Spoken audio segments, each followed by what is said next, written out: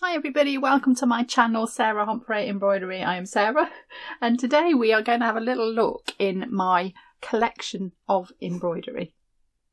So everything that I make, mainly for the channel now, but my apprentice pieces and all the little bits of embroidery I make, I keep in one place. And I've got a little unit at the side of my studio, and it's got 4 drawers in it, and they're all kept in those drawers. They are all full, it has to be said, so I need to think of something else to do. But I thought it might be interesting if I showed you what was in one of them. So this started with our channel members and our patrons, and I put it to them and I said, I've got 4 boxes. Which box would you like to have a little look inside? And I gave them a rough idea of what was in each one. So we've got 2 boxes with kind of current YouTube projects in and old YouTube projects, and then there was this box. This is box 3 if you're a patron and a channel member and you're watching thinking that looks familiar. It's not your box, it's box 3. And then we had, so box 3, I'll tell you what's in box 3 in a second, and box 4 was a kind of mystery box. So that was the box where everything got thrown that I didn't know what else to do with. And I asked them to vote. I said, which box would you like to have a look in? And they quite resoundingly went for box 4. Wanted the mystery box, wanted the box that they didn't know what was in. So we had a little delve around in there, which was quite good fun, it has to be said, because I didn't really know what was in there either. So we just got the stuff out and I told little stories about it and what it was and why it was in there, and that was quite good fun. So I thought I would do that for you as well. And this was the box that they voted next, they wanted to see next, was box 3. So that's the one we are going to have a look at. And just while I mention my channel members and my patrons, I'd like to say thank you as well to those of you who clicked the super thanks button. It looks like this here, to show your appreciation for the videos and that you're enjoying them. And we had lots of you doing that for our trees video, our 5 stitches for embroidering trees. So thank you very much. Everything that you donate to us goes back into the filming, and means we can continue to make these videos for you. So thank you very much to those of you who click the super thanks, and to our channel members and our patrons. Okay, so box 3 has got in it Jacobean crewel work embroidery and silk ribbon embroidery in here. So I've kind of been a little bit more organised about this one. So those of you who saw box 4, there was loads of different things in there, and if you want to see that, by the way, information on being a channel member and a patron is in the description below this video if you want to see what was in that box. So this was a little bit more organised, so I'm going to pull a few pieces out, and for our channel members and our patrons, I'm going to pull a few more out for you. We're not going to do everything because there's quite a lot in here, so I'll do a little extra one for you, so do keep an eye out for that, and we'll have a look at what else is in there in this box as well. Okay, so I'm going to start with the little bag of silk ribbon embroidery. No reason, it's just on the top here. So I can't frame everything, there's too many pieces to frame. I think we're well over 400 pieces of embroidery now. I do keep a record of everything I make, and it's over 400. It's quite a lot of embroidery, so some of it looks a bit like it's been shoved in a bag, because it has been shoved in a bag. So I'm going to get this out. I'm going to rattle the bag a little bit while I get it out, and we'll have a look and see what's in here.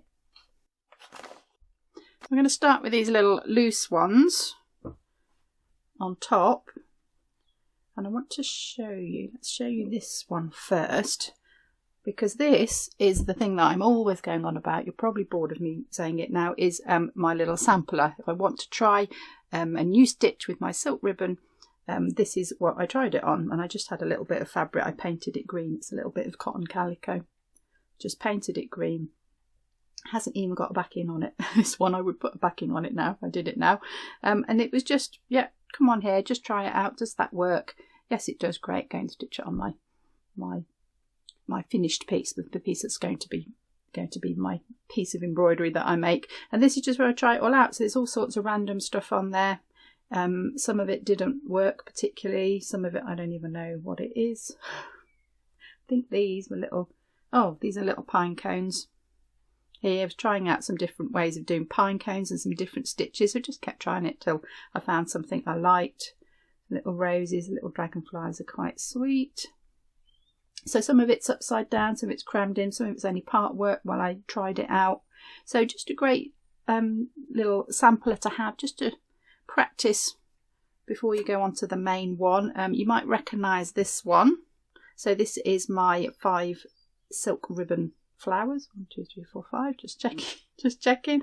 So this was a video I did on how to make beautiful flowers out of this silk ribbon. It's a lovely technique if you've not tried it. You can't really go too wrong with it. They just make really lovely flowers quite easily. So we did that video, and these samples, so there's two of these. One is the practice one I tried beforehand, and one is the one I did on the video. This is the one I think that I practiced, and then I decided they weren't quite in the right order, and I changed the order around a little bit to make them easier to film. So I've got two pieces of these, and it's kind of, what do I do with it? So they just end up in a bag, I'm afraid. But they're there for one day. I might turn them into something one day. So the sampler and the actual one that I filmed. And this one is quite sweet, and I can't even remember why I did this one now. This is a little silk ribbon garden, and I think this might have started as a sample. I think I might just been doing the roses around the door, and I thought I'll try this, and it ended up being a finished thing, and it doesn't have a backing on it, and I went round right to the edge. I kind of ran out of fabric, but it was fun, and no particular reason, just thought it obviously started somewhere, and I just decided it was nice and I would finish it. So I've actually painted the background. I think this is probably a mix of watercolour and coloured pencils for the bricks. So I've worked the whole background, and I've worked on top of it. It's quite nice to put your embroidery in context and do a background like that. And there's lots of different things going on here. We're trying some different flowers here, and the roses and the little tiny bees. Quite cute. And the little dragonflies, and just a bit of an experiment, really. I think that one, I'm not sure what to do with that one either, so that one just stays in the bag. This is another little sampler I just tried. This one I was trying to work out how to do roses, and just trying different methods to see how to do them, what was the best stitch to use, trying the different colours of the ribbon. Do I colour it myself, or do I use ribbon that's already coloured? So that's what that one was, and I just thought, oh, that's quite a nice little set of roses, and I just put the heart around it and made it a finished heart shape. So sometimes you can turn these little samplers into something, but I think don't set out with that in mind. Think, I'm going to try this stitch, doesn't matter if it goes wrong, and if it happens to turn into something nice, then bonus. Okay, so what else have we got in here? I've got my little letters that we did. You might have seen this video, how to do letters, and I've done these little silk ribbon roses on these letters, so you can combine the silk ribbon with other things really nicely. This was the one that I did in the video. It's a little practice one that I did, so we do have a video on that if you'd like to do these. There's also a download on the letters on the free stuff on the website if you want to download those and have a go at yourself. So those were some nice little letters, and I could use those to make little cards out of. I could cut them up and slow stitch them onto a card and use them for that purpose. That might be quite a nice thing to do with those, so I can always come back to them if I want to. What else have we got here? Right, this is one of the first pieces of silk ribbon I did. So this was a video a long time ago, and this was a little silk ribbon embroidery sampler, trying some different silk ribbon stitches. How do they work? And this is the one that I made for the video. So that one is still up there. I think that one's quite old. So be kind if you go and watch that one. So that's what that one was about. It's quite nice seeing all these pieces again. So a more recent one, we made these little hearts with, again, the silk ribbon roses. These appear again and again. We're going to do silk ribbon embroidery. Roses are probably the thing that you'll end up doing the most of. They just come out beautifully, and they're really easy to do. They don't look like they should be, but they are really easy. So again, another piece from YouTube, another YouTube video. Right, a couple more YouTube videos. This was I actually did this for a class when I used to teach at Lincoln Castle, at the Heritage Skills Centre at Lincoln Castle, and we did this one there. I remember doing this one. We made this nice little wreath of Christmas wreath, Christmas themed, and we've used silk ribbons in this, and you can see those pine cones. So those ones on that sampler I showed you right at the beginning, that's probably for this. How do I make a pine cone out of silk ribbon? Test it on there. Great, come here and do it on here. So there's a couple of stitches in there as well, and I like a little bow on it. Poor else fails. Put a bow on it.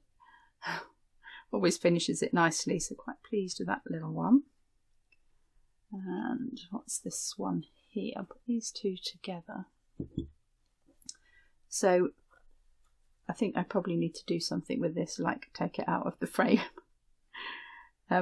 Because it's neither finished properly or and it's getting a bit crumpled. So I think I'll probably take this out of the ring frame and use the ring frame for something else and just iron that edge flat so it's a little bit protected. But the idea of this one was to show you how you can colour your ribbons. So we started with white silk ribbon. All of these were done in white silk ribbon. Then I got some pens and I added some colour to it. So there is a video on that if you're interested in that. Great if you can't get the right colour silk ribbon. But you can get some different effects with it. So you can change the colours within the element that you're stitching. So that's really nice. You can add a little bit of depth and definition to it. So that was the idea of that one. And then I did the same with this one. I love these little wooden shapes. You can pick them up in kind of crafty shops if you're in the UK. The Works, the Range, places like that sell them. I'm afraid I don't know if in the US, but you could try Michael's or Joann's or Hobby Lobby or somewhere like that. You might find them. They're quite popular, often in the card making section, but they're really nice just to add into your embroideries. Easy to stitch them down and you can embellish them with embroidery. And so I did the same with these little roses. These are all coloured in as well. I think these ones are actually started with a coloured ribbon, then I added the pen to it. So I've actually changed it. It was probably an orange ribbon and I put the purple in the middle. So just nice to give a little bit of colour to your roses, and they've both got spangles on. If you've been following my videos, you'll know that I love a few spangles. A bow and a spangle. Can't go wrong with a bow and a spangle. Another little wreath of stitches. This one's been finished off really nicely. Not sure what this one was for, but great just for making these ribbon roses again. These little ones are fun. These are little gathered ribbons, and I used this technique on my trees video. If you saw that recently, we made a whole tree out of this technique, so go and check that one out if you haven't seen it. Another little bow, the little butterfly, just to finish it off nicely. And this one, I like this one. Quite pleased with this one. These are my little silk ribbon dragonflies. So it was a bit of an experiment, this, and I've never done anything with this, and I thought it might make a nice video one day. We might come back and visit this. But can you make these beautiful wings out of this silk ribbon? It's so light. If you've ever used it, really nice light fine ribbon to use, and I thought it would be great for these dragonflies. And again, a little experiment on how to do the bodies and a little bit of bead detail in there as well. So that one was just sort of for my fun, really, just to have a little play with that and see what I could make with it. And I finished it in these frames, not finished on the back. I should probably do that. I do have a video on how to look after your embroideries, and covering the back is one of the things you should do. Things can get inside, especially when you're using silk or wool. The moths can get in and they can eat it and it'll all fall apart, which would be terrible. So I should really put a backing on that. I've gone that far to frame it. I should finish it off. So this is a good opportunity actually to look at these things and think, what do I need to finish and make sure it's looked after. So that's some of the silk ribbon. Let's have a look at the crewel work and the Jacobean. And there is a couple of other things in here actually as well that aren't either of those things. So do keep watching to see what they are. One of them's quite interesting. So let's just grab some of these pieces.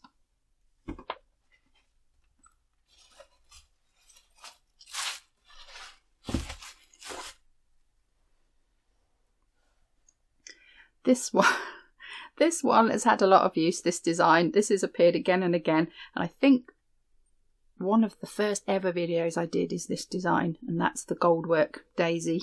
Been very popular for learning the goldwork technique, and this daisy comes up again and again, and you can download this for free from the free stuff page on our website if you want to have a go at this in any technique you like, in goldwork, in crewel work, silk ribbon, just normal stitching, whatever you want to do. This is a really nice design just to have a little practice and a play on. So let's just talk about what Jacobean crewel work is. So let's start with crewel work. Crewel work is a style of embroidery usually worked on a linen in a woolen crewel thread. So a crewel thread is 2-ply, it's 2 strands woven together. Tapestry wool is 4-ply, it's much thicker. 4-ply wool, crewel work is usually done in a 2-ply wool. It's much finer. It's very nice thread to have to stitch with. But not all crewel work is Jacobean crewel work. So you might have heard that term Jacobean. So that is the style of crewel work.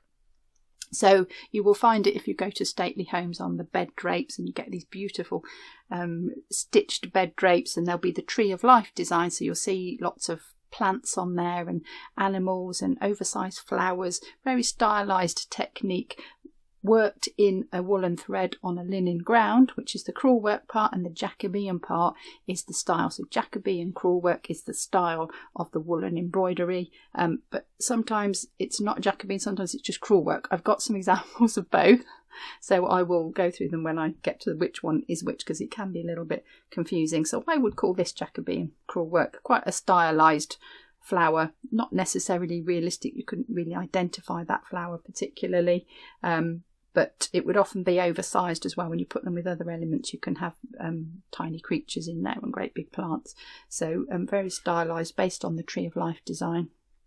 So I would say that was Jacobean style, done in fairly muted colours, often with several shades of the same colour. So we've got a red and a green and a blue in there, but we've got 3 colours of the green, we've got 2 colours of the blue, and the red acts as a sort of an accent colour. So they would often do that, have a fairly limited palette and use lots of shades of it and do this beautiful shading in it. So that's something to look out for if you're looking for this kind of embroidery style.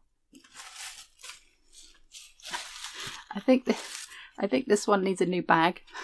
This is acid-free tissue paper, and try and keep them all wrapped in these, but this one is getting on a bit now, and it's been in and out the box a few times, so I think I'll make another bag for it.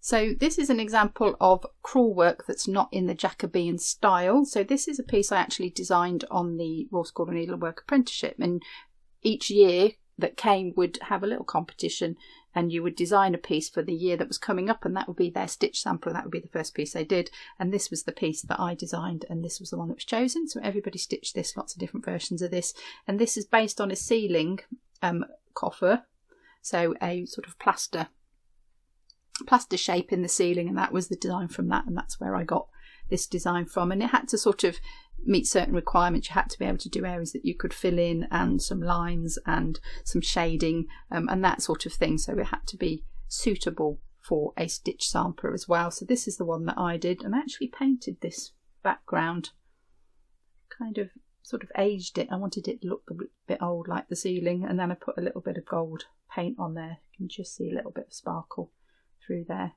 which I was quite pleased with that. And then my design, so worked in wool on the linen background, but not in the Jacobean style especially. So that's the sort of difference between the two. But you can see the different colours here. I've got several colours of this red, so you can shade it, and in the green here. And we've got lots of different kinds of stitches in here to practice the different stitches in this technique.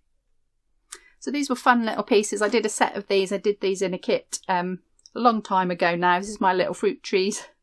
So my little lemon tree and my orange tree. There's a couple more somewhere. These are done in our Burma Lana thread, so it's 40% wool, 40% acrylic. So it feels like a crewel work wool, but it's got the strength of the acrylic in, which is really nice. It doesn't break so easily. Anybody who's used crewel wools will know they're a little bit tricky to use. And I did these designs, and they've got some different stitches in there. And then there's this little one in there too. So this was a little practice one that I did just to try out the techniques. You can see they look a little bit different here. Just try out the colours. I can't remember which one I decided. Probably this one to go for this, because the colours, I like the colours a little bit better. So a lot of these pieces I've got more than one of, and they're finished. So I do need to decide what I should do with those really, but it's nice just to keep them together, and I've just got that little record of here of why they were different. So there's two. So again, I would call that crewel work and not Jacobean crewel work. Let's see what else is in the box.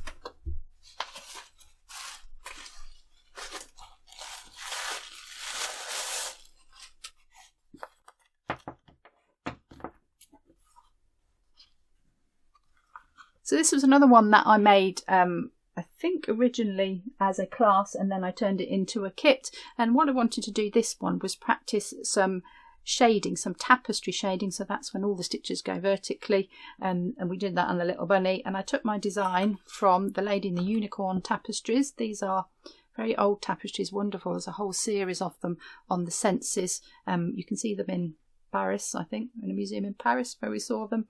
And wonderful. They're just red with all these amazing flowers all over them and these little animals. And I thought, oh, this bunny is so cute.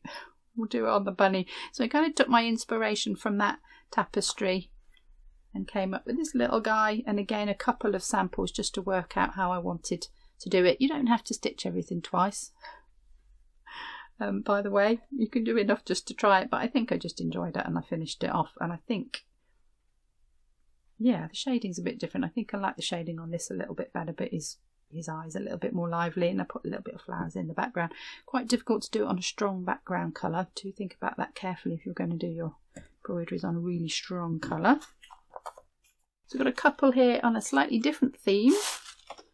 So this one I did again when I was working at Lincoln Castle and I was teaching there. This is Lincoln Castle, my representation of it. We did this little kit on it because I wanted to teach the technique of crewel work, and I thought we'll do it on the castle while we're stitching at the castle. I thought this was quite good fun. This is the little flag of Lincolnshire here, and we're trying some different stitches. This is Bayeux stitch here that they used in the Bayeux tapestry, and I wanted to try that one specifically, and we got a couple of other little stitches and we did that in a day's class. So crewel work, not Jacobean crewel work because it's not in that style, but it's still woolen fabric on woolen thread on a linen fabric, so that one was quite good fun. And along that theme we've got Haroldo.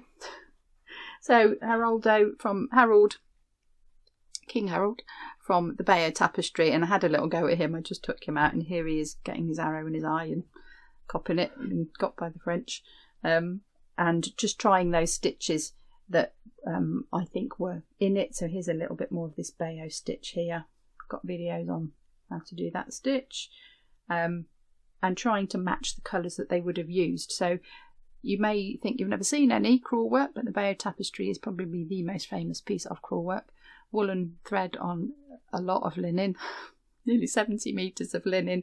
So that is kind of the first, you know, certainly the most famous piece of crewel work that you will know about. And I just wanted to try him out and do this little sample from the Bayeux tapestry.